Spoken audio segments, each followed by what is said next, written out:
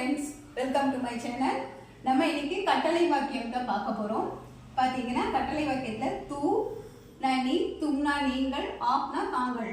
இப்போ வந்து ஆ तुम आओ आप आइए तू जा तुम जाओ आप जाइए तू पढ़ तुम पढ़ो आप पढ़िए.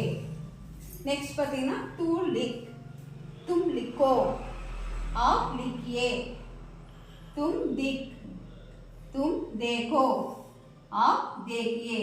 இதெல்லாம் வந்து பாத்தீங்கன்னா கட்டளை வாக்கியம். அதாவது தூ வந்தா எப்படி பேசணும், தும் வந்தா எப்படி, தும் வந்தா ஆவோவா மாறுது, ஆப் வந்தா ஆயே மாறுது.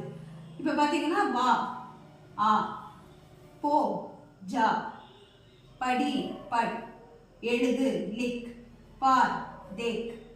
இப்போ இந்த மாதிரி